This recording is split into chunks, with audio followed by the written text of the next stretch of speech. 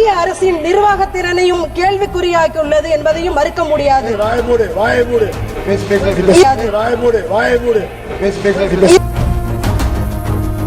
பெண்களை முன்னேற்றுவதிலும் சரி,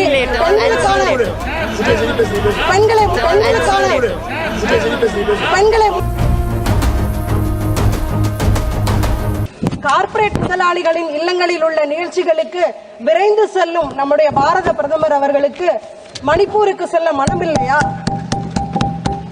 ஏன் செல்ல மறுக்கிறார்? அந்த மக்களுக்கு ஏன் நம்பிக்கையூட்ட மறுக்கிறார் என்பதை தெளிவுபடுத்துமாறு கேட்டுக்கொள்கிறேன். இன்னும் கூற வேண்டுமானால், பாஜக அரசு தங்களுடைய அரசியல் சுயலாபத்திற்காக குக்கி சமூக மக்களின் மீது திட்டமிட்டே இந்த தாக்குதலை நடத்தியிருக்கிறது என்பதை ஆணித்தரமாக கூறிக்கொள்ள விரும்புகிறேன். அதனால்தான் அவர்கள் அந்த வன்முறையை தீர்ப்பதற்கு எந்தவித முயற்சியும் எடுத்துக்கொள்ளவில்லை என்பது நிரூபணமாகிறது. மத்திய அரசின் நிர்வாகத்திறனையும் கேள்விக்குறியாக்கியுள்ளது என்பதையும் மறுக்க முடியாது.